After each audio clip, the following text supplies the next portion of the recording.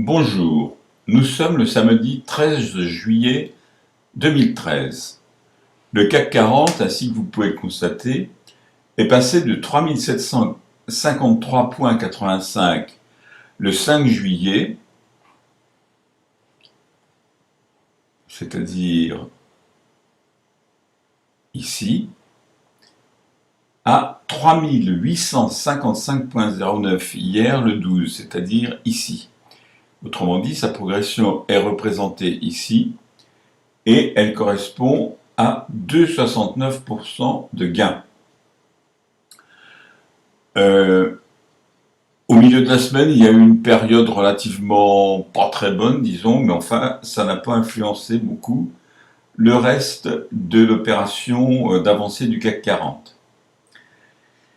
Notez tout de même une chose par rapport à la semaine dernière, c'est que les cours ont traversé la moyenne mobile à 20 jours qui se trouve ici, et ils sont dans la partie haussière de la bande de Bollinger, c'est-à-dire celle qui est comprise entre la moyenne mobile à 20 jours et puis la borne supérieure de Bollinger.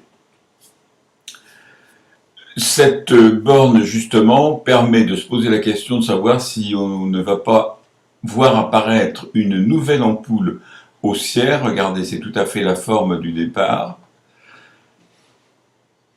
D'autant plus que, apparemment, disons, tout est favorable pour une reprise de la hausse.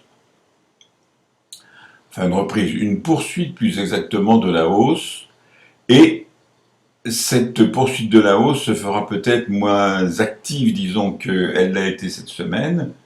On verra. Mais de toute façon, regardez, tous les éléments qu'on voit habituellement laissent penser qu'on a effectivement une poursuite de la hausse. Voici donc pour ce qui est du CAC 40. Qu'en est-il de la parité euro-dollar? Eh bien, la parité euro-dollar, vous la voyez ici, c'est un petit peu différent, mais il y a eu quand même un phénomène absolument remarquable, c'est ceci. Regardez cette ce chandelier blanc, qui est quand même, il passe de en dessous de A275, même à A275 pratiquement, à presque 1,315, disons, c'est quand même pas mal. Alors, cette parité euro-dollar, en tout cas, elle est passée de 1,2830 pour 1 euro le 5 juillet à 1,3067 pour 1 euro hier le 12. Elle a donc progressé, elle aussi, ça se voit, c'est très net, je vais pas vous faire un dessin. Elle a donc progressé de 1,84% cette semaine, et cette hausse est tendue essentiellement, justement, à la séance de mercredi. Du coup, la situation graphique a bien entendu changé énormément. Les cours, après avoir rebondi ici la semaine dernière sur la borne basse de Bollinger, reviennent vers le haut en franchissant la moyenne mobile à 20 jours, laquelle en profite pour se redresser légèrement, on peut parler de vrai redressement. Les courbes représentatives des stochastiques laissent penser tout de même à une poursuite de la hausse de l'euro. C'est très clair. Donc vraisemblablement, la semaine prochaine, on va avoir le même phénomène. Alors je ne peux pas vous dire dans quelle proportion, mais vraisemblablement, il y aura encore une hausse de l'euro par rapport au dollar. Troisième élément que nous examinons maintenant, c'est l'or.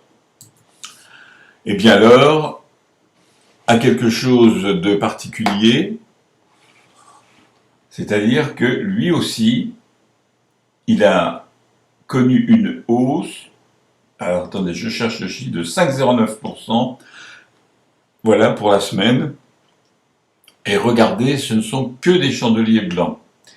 Cette hausse de 5,09% a conduit le cours de l'or donc de 1223,31 l'once le 5, ici, à 1285,60 $ l'once le 12, c'est-à-dire ici, sur ce doji.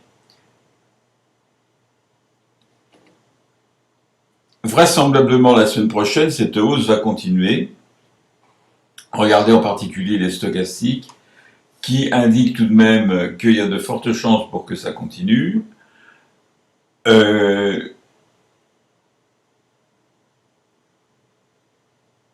Même si les moyennes mobiles sont orientées relativement négativement, disons, les cours de l'or, bon, je ne sais pas s'ils vont se maintenir à ce niveau, mais de toute façon, il y a une hausse dans l'air, indubitablement, et profitez-en, étant donné les cours, 1285,60, c'est-à-dire inférieur à 1300, profitez-en pour vous renforcer, pour renforcer votre position sur l'or. Dernier élément maintenant, c'est l'argent. Alors l'argent est quelque chose de très semblable, disons, une évolution très semblable à celle de l'or, puisque l'argent a pris 5,33% pour la semaine, en passant de 18,93 $ l'once à 19,94 $ l'once hier.